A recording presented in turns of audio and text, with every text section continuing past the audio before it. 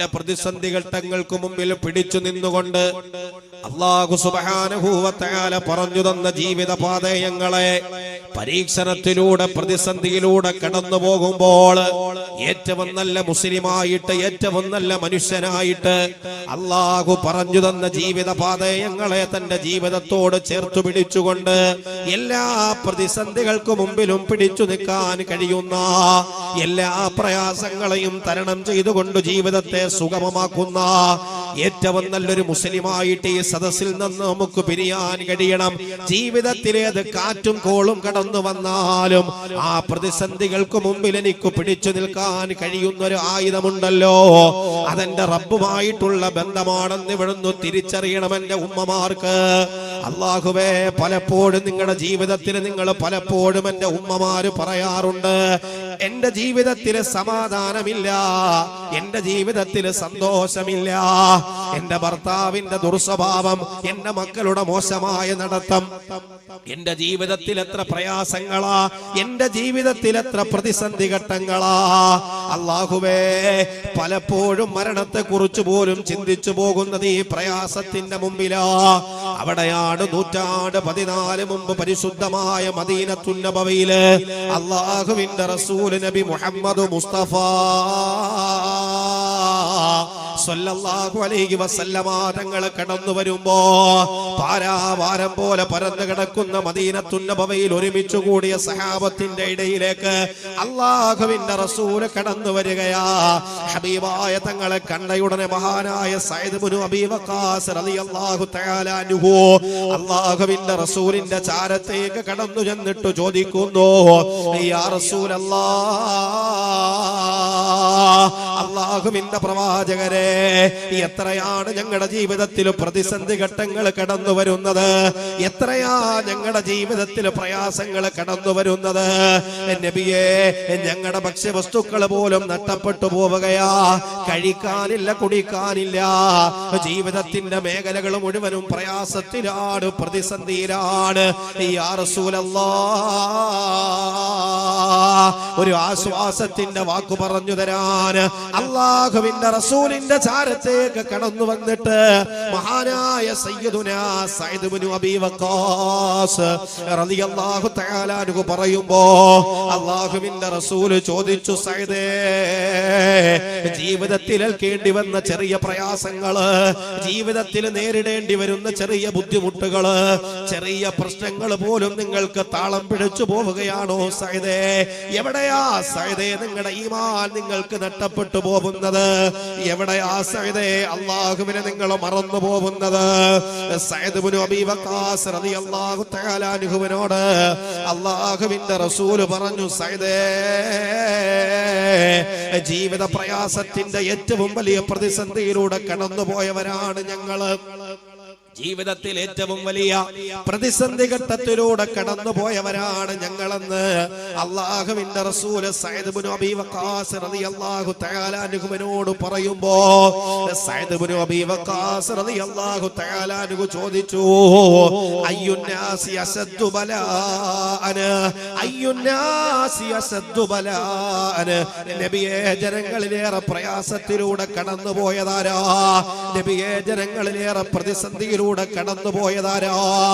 Saad Ibnu അബീ വഖാസ് റളിയല്ലാഹു തആല അൻഹുവിനോട് അല്ലാഹുവിന്റെ റസൂലിന്റെ മറുപടിയാ, പെങ്ങളെ, ഇവിടെ തടിച്ചുകൂടി ആയിരക്കണക്കിന് എന്റെ പെങ്ങന്മാരോട് പലപ്പോഴും ജീവിത പ്രയാസത്തിന്റെ മുമ്പിൽ പിടിച്ചു നിൽക്കാൻ കഴിയാതെ ആത്മഹത്യയെ കുറിച്ച് പലപ്പോഴും ചിന്തിച്ചു പോകുന്ന എന്റെ കാസർഗോട്ടെ പെങ്ങന്മാര് ഹൃദയം തുറന്നു കേൾക്കണേ. ഒരു ചെവിയിലൂടെ കേട്ടിട്ട് മറു ചെവിയിലൂടെ കയറ്റി വിടാനുള്ളതല്ല, ഹൃദയം തുറന്നിട്ട് നിങ്ങൾ കേൾക്കണം പെങ്ങളെ. അല്ലാഹുവിന്റെ റസൂൽ നബി മുഹമ്മദ് മുസ്തഫ സല്ലല്ലാഹു അലൈഹി വസല്ലമ തങ്ങളോട് സഅദ് ഇബ്നു അബീ വഖാസ് റളിയല്ലാഹു തആല അൻഹു ചോദിക്കുന്നത്, അയ്യുന്നാസി അസദ്ദു ബലാഅന, നബിയെ, ഏറ്റവും കൂടുതൽ പ്രയാസങ്ങളിലൂടെ കടന്നുപോയതാരാ? ആർക്കാണ് ജീവിതത്തിലേറെ പ്രതിസന്ധി ഘട്ടങ്ങൾ കടന്നു വന്നത്? അല്ലാഹുവിന്റെ റസൂലാ സഅദിനോട് പറഞ്ഞത്, അൽ അംബിയാഉ ثم الأمثل അൽഅംസലു ഫല്ലംസലു യുബ്തല അർറജുലു അലാ ഹസബി ദീനിഹി. അല്ലാഹുവിന്റെ റസൂല സയ്യിദിനോട് പറഞ്ഞത്, സയ്യിദ് കടന്നു വന്നവര്, പിന്നെ അവരെ പോലെ ജീവിച്ചവര്. അല്ലാഹുവിന്റെ റസൂല് ഒരിക്കൽ അബൂബക്കർ തങ്ങളുടെ ചോദ്യത്തിന് മറുപടി പറഞ്ഞത്, അബൂബക്കറെ, എന്നെ അല്ലാഹു ജീവിതത്തിൽ പ്രയാസപ്പെടുത്തിയതുപോലെ, എന്നെ അല്ലാഹു ജീവിതത്തിൽ ദുരിതക്കയത്തിലൂടെ കൊണ്ടുപോയതുപോലെ ഒരു പ്രവാചകനെയും അല്ലാഹു ജീവിതത്തിൽ എന്നെ പരീക്ഷിച്ചതുപോലെ പരീക്ഷിച്ചിട്ടില്ലെന്ന് ഈ ലോകത്തോട് വിളിച്ചു പറഞ്ഞത് സയ്യിദുനാ മുഹമ്മദുർ റസൂലുള്ളാഹ്. എന്തിനാണ് അല്ലാഹു എന്നെ പരീക്ഷിച്ചത്? പലപ്പോഴും നിങ്ങൾ ചിന്തിക്കാറില്ല പെങ്ങളെ. ഞാൻ നിസ്കരിക്കാറുണ്ട്, നോമ്പ് പിടിക്കാറുണ്ട്, ഹജ്ജ് ചെയ്യാറുണ്ട്, സ്വതക്ക കൊടുക്കാറുണ്ട്. ഏത് പാവപ്പെട്ടവന് കാസർഗോഡന്റെ വീട്ടിലേക്ക് കടന്നു വന്നിട്ട് ഒരു നേരത്തെ ഭക്ഷണത്തിന് ചോദിച്ചാലും വെറും കൈയോടെ ഞാൻ അവനെ പറഞ്ഞു വിട്ടിട്ടില്ലല്ലാ. ഒരു പാവപ്പെട്ട പെണ്ണിന്റെ കഴുത്തിൽ ഒരു വരണമാല്യം ചാർത്തപ്പെടാൻ ഈ ബദർ ജുമാ മസ്ജിദിന്റെ പരിപാലന സമിതി അംഗങ്ങള് എന്റെ വീട്ടിൽ വന്നു ചോദിച്ചപ്പോൾ അല്ലാ, ഞാൻ കൈമലർത്തി കാണിച്ചിട്ടില്ല.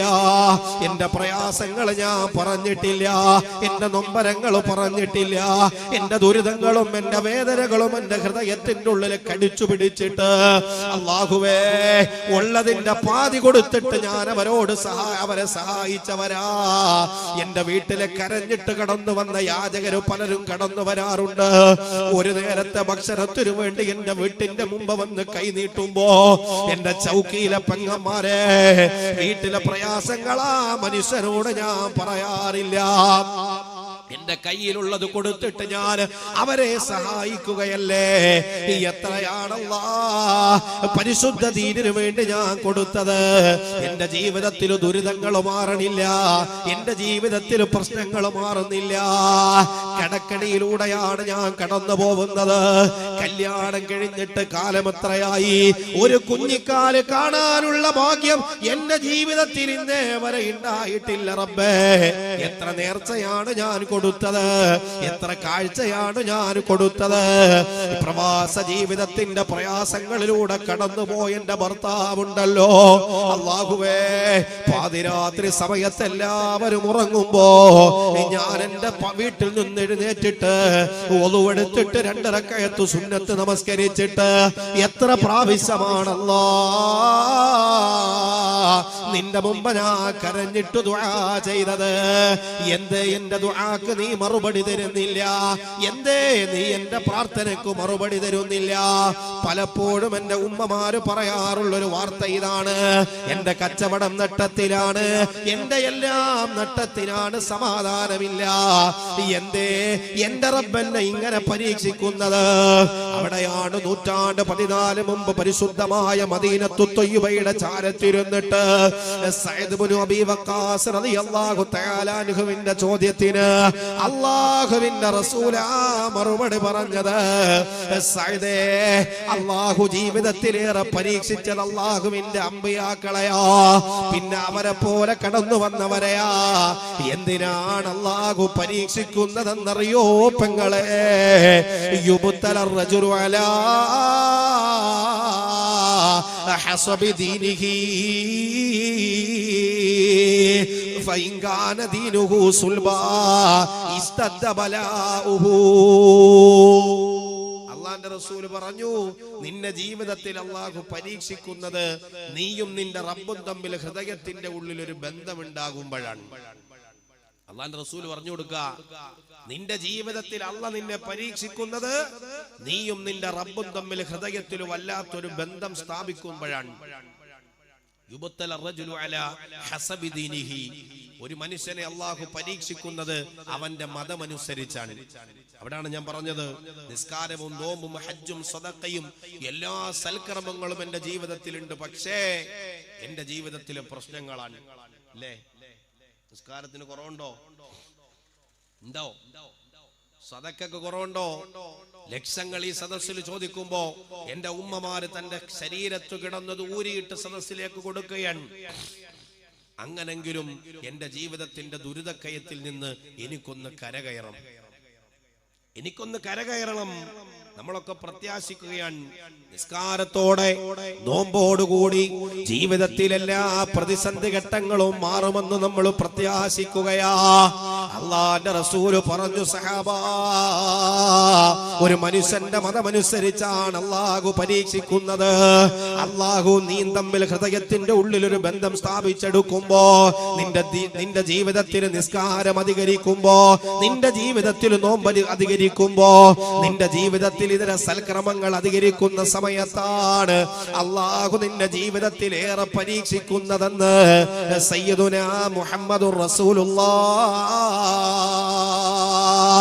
എന്റെ പെങ്ങളെ, നിസ്കാരവും നോമ്പുമൊക്കെയിലൂടെ നീ റബ്ബിലേക്ക് ഏറ്റവും കൂടുതൽ അടുക്കുമ്പോ അവിടെയാണ് നിന്റെ ജീവിതത്തിൽ അള്ളാഹു പരീക്ഷിക്കുന്നത്. അള്ളാഹുവിന്റെ പ്രവാചകന്റെ ജീവിതത്തിലൂടെ നിങ്ങളൊന്ന് കടന്നു പോവണേ. അള്ളാഹുവിന്റെ റസൂലാ സഹാബത്തിനോട് പറഞ്ഞത്, സഹാബാ, മനുഷ്യ ജീവിതത്തിൽ മുസ്ലിമേ, നിന്റെ ജീവിതത്തിൽ അള്ളാഹു പരീക്ഷിക്കുന്ന ഏറ്റവും വലിയ പരീക്ഷണം ഏതെന്നറിയോ? അത് സമ്പത്ത് നഷ്ടപ്പെട്ടു പോവലല്ല, അത് മക്കള് നഷ്ടപ്പെട്ടു പോവലല്ല, ഉണ്ടാക്കിയതെല്ലാം നഷ്ടപ്പെട്ടു പോവലല്ല, ബിസിനസ് തകർന്നടിഞ്ഞു പോവലല്ല, ജീവിതത്തിലേറെ ഇഷ്ടപ്പെട്ടത് പെട്ടെന്ന് അള്ളാഹു തിരിച്ചെടുക്കലല്ല.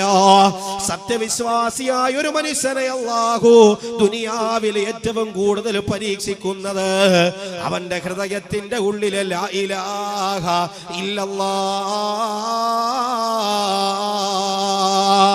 ആരാധനക്കർഹൻ അല്ലാഹു അല്ലാതൊരു ഇലാഹില്ലെന്ന് നിന്റെ ഹൃദയത്തിന്റെ ഉള്ളിൽ ഉറപ്പിക്കുമ്പോഴാ പെങ്ങളെ നിന്റെ ജീവിതത്തിൽ പരീക്ഷണങ്ങൾ കടന്നു വരുന്നത്, നിന്റെ ജീവിതത്തിൽ ദുരിതങ്ങൾ കടന്നു വരുന്നത്, നിന്റെ ജീവിതത്തിൽ പ്രശ്നങ്ങൾ കടന്നു വരുന്നത്. ഹൃദയത്തിന്റെ ഉള്ളിൽ ഉറപ്പിക്കുമ്പോ, അല്ലാഹുവേ, നീ അല്ലാതെ ഒരു അഭയസ്ഥാനമില്ല, നീ അല്ലാതെ ചേർത്തു വെക്കാൻ ഒരാളില്ല, എന്റെ രഹസ്യങ്ങളും പരസ്യങ്ങളും എല്ലാം അറിയുന്നവനെ അല്ലാ, എന്റെ ജീവിത പ്രയാസത്തിന്റെ മുമ്പ് എന്റെ താങ്ങി നിർത്തുന്നവനെ അല്ലാ.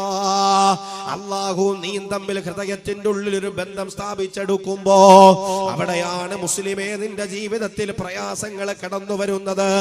അല്ലാഹുവിന്റെ റസൂലിന്റെ ജീവിതത്തിലൂടെ കടന്നു പോപങ്ങളെ, അള്ളാഹുവിന്റെ റസൂല് പ്രവാചക ദൗത്യത്തിലേക്ക് കടന്നു വരാൻ തുടങ്ങുമ്പോ, അള്ളാഹുവിന്റെ റസൂലിന് പ്രവാചകന്റെ നിയോഗത്തിലേക്ക് കടന്നു വരുന്നതിന് മുമ്പ് അള്ളാഹുവിന്റെ റസൂലിനോട് ഒരാൾക്കും ദേഷ്യമില്ല, അള്ളാഹുവിന്റെ റസൂലിന് ഒരാൾക്കും കോപമില്ല, ഹബീബായ പ്രവാചകനോട് ഒരാൾക്കും ഒരു പ്രശ്നവുമില്ല. മക്കയിലുള്ള ജനങ്ങൾ മുഴുവനും അള്ളാഹുവിന്റെ റസൂലിനെ നോക്കിയിട്ട് പറഞ്ഞത്, മുഹമ്മദേ, നീ അല്ലമീന, നീ അസ്വാദിക, നീ സത്യം പറയുന്നവനാണ്, നീ ധർമ്മം ചെയ്യുന്നവനാണ്, നീയുമായിട്ട് കച്ചവട ബന്ധത്തിൽ ഏർപ്പെടാ മുഹമ്മദേ, നീ നാട്ടിലെ ഏറ്റവും നല്ലവനാണെന്ന് അള്ളാഹുവിന്റെ റസൂലിന്റെ മുഖത്ത് നോക്കിയിട്ടാണ് ആ നാട്ടിലെ ആളുകൾ പറഞ്ഞുകൊണ്ടിരുന്നത്. അവിടെയാണ് അള്ളാഹുവിന്റെ വിശുദ്ധമായ ഖുർആൻ അള്ളാഹുവിന്റെ റസൂലിന് ദിവ്യബോധനവുമായി പെയ്തിറങ്ങുകയാണ്. യാ റസൂലല്ലാഹ് വഅൻദിർ അസീറതകൽ അഖ്റബീൻ, വിശുദ്ധമായ ഖുർആൻ പരസ്യ പ്രബോധനത്തിന്റെ പ്രഖ്യാപനവുമായി അള്ളാഹുവിന്റെ റസൂലിന്റെ മുമ്പിലേക്ക് പെയ്തിറങ്ങുകയാ. നബിയേ, മുന്നറിയിപ്പ് നൽകൂ നബിയേ, അങ്ങയുടെ അടുത്ത കുടുംബാദികളോട് വിശുദ്ധമായ ഇസ്ലാമിന്റെ അധ്യാപനങ്ങൾ പറഞ്ഞു കൊടുക്കൂ നബിയേ, അള്ളാഹുവിലേക്ക് ക്ഷണിക്കൂ നബിയേ. പരസ്യ പ്രബോധനത്തിനു അള്ളാഹുവിന്റെ കൽപ്പന വരികയാ. അള്ളാഹുവിന്റെ റസൂൽ സല്ലല്ലാഹു അലൈഹി വസല്ലമ തങ്ങള് സഅബ് അബീ താലിബ് മലനിരകളുടെ താഴ്വാരത്തില് ജബൽ അബീ ഖുബൈസ് എന്നും ചരിത്രത്തിൽ കാണാം. അള്ളാഹുവിന്റെ റസൂൽ തന്റെ ജനങ്ങളെ മുഴുവനും വിളിച്ചു കൂട്ടുകയാ, അള്ളാഹുവിനെ പരിചയപ്പെടുത്തുകയാ, അള്ളാഹുവിനെ പറഞ്ഞു കൊടുക്കുകയാ. അള്ള ഏകനാണെന്ന് പറയാൻ, അവനെ വിശ്വസിക്കണേ എന്ന് പറയാൻ, അവനോട് മറ്റൊന്നിനെ നിങ്ങൾ പങ്കു ചേർക്കരുതേ എന്ന് പറയാൻ അള്ളാഹുവിന്റെ റസൂല് പ്രബോധന പ്രവർത്തനത്തിന്റെ പ്രഥമ പടിയിലൂടെ കടന്നു പോവുകയാണ്. പോവുകയാ. റസൂലുള്ളാഹി തങ്ങളതാ ആ തന്റെ മുന്നിൽ വന്ന ജനങ്ങളോട് മുഴുവനും ഒന്ന് ചോദിച്ചു നോക്കുകയാ.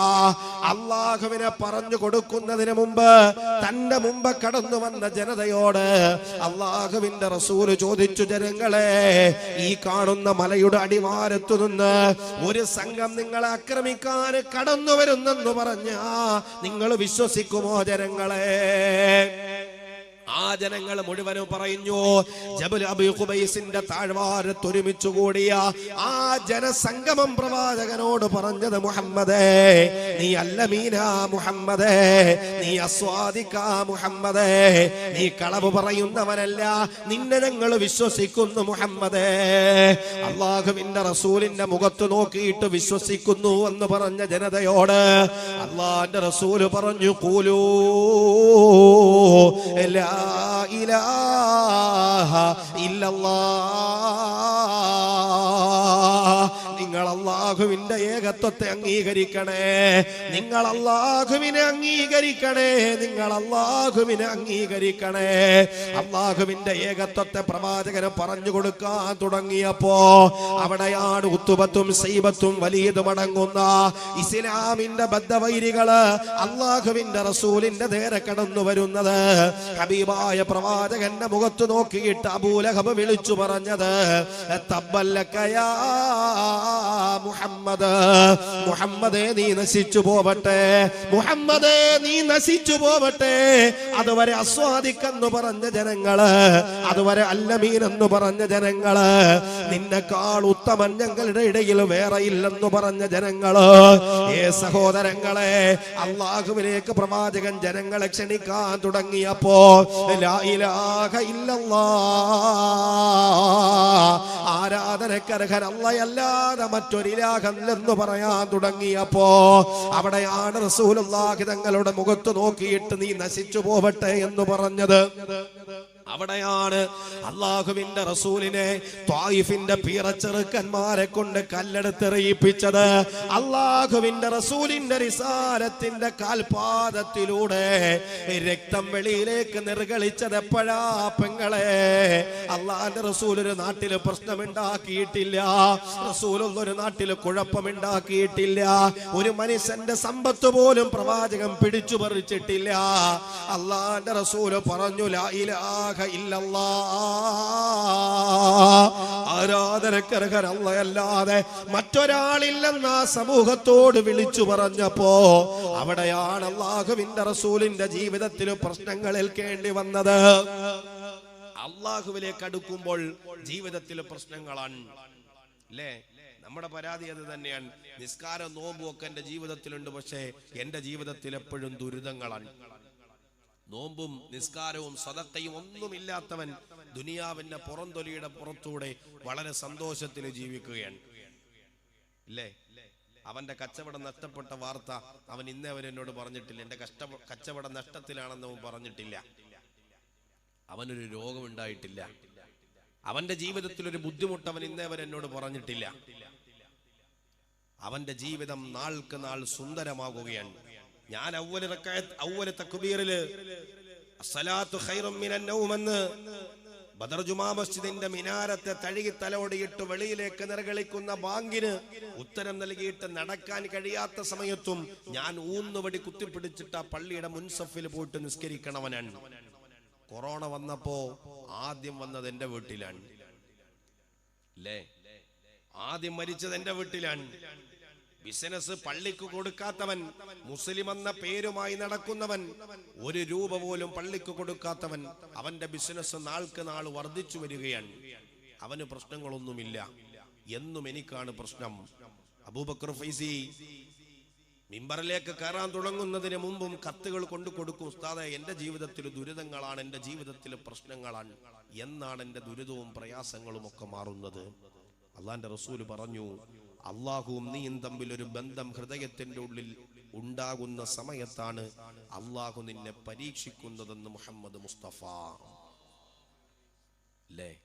നിസ്കാരവും നോമ്പൊക്കെ അധികരിക്കുമ്പോൾ ജീവിതത്തിൽ പരീക്ഷണം വരികയാണ്. ഇതൊന്നും ഇല്ലാത്തവന് ജീവിതത്തിൽ ഒരു പ്രശ്നവും ഇല്ല. അപ്പൊ എന്ത് ചെയ്യാ? നാളെ തൊട്ട് നിസ്കാരവും നോമ്പും ഒക്കെ നിർത്തിയിട്ട് അല്ലേ? അങ്ങനെയാണോ? നാളെ മുതൽ നിസ്കാരവും നോമ്പൊക്കെ നിർത്തിയിട്ട് ലാവിഷായിട്ട് അങ്ങ് ജീവിച്ചു കളയാം. അപ്പൊ പിന്നെ പ്രശ്നങ്ങളൊന്നും ഇല്ലല്ലോ. അങ്ങനാണോ? എന്താ മനുഷ്യന്മാരെങ്കിലും ഉണ്ടാണ്ടിരിക്കണം, റേഡിയോ കേൾക്കണ മാതിരി ഇരിക്കണം. നിങ്ങൾ ഈ റേഡിയോ കേൾക്കണ മാതിരി ഇരിക്കണം. നാളെ മുതൽ നിസ്കാരവും നോമ്പൊക്കെ നിർത്തിയിട്ട് അല്ലേ, പർദ്ദയൊക്കെ വലിച്ചൂരിയിട്ട് നല്ല റാഹത്തുണ്ട്. പർദ്ദ ഇട്ടിട്ടും വലിയ ഗുണമൊന്നുമില്ല. ഇപ്പോൾ ഇട്ടിട്ടും ഇടാത്ത പോലെ തന്നെയാണ്. പർദ്ദ ഇട്ടിട്ടും വലിയ ഗുണമൊന്നുമില്ല. ഇപ്പോഴും ഇടുന്നതും ഇടാത്തതെല്ലാം ഒരുപോലെയാണ്. പിന്നെ നാട്ടുകാരെന്ത് പറയുമെന്ന് വിചാരിച്ചിട്ടാണല്ലോ നമ്മളെല്ലാവരും, അല്ലേ? അള്ളാഹ് എന്ത് ചിന്തിക്കുന്നു നമ്മൾ വിചാരിക്കാറില്ല. ഉണ്ടാവും. ഏയ്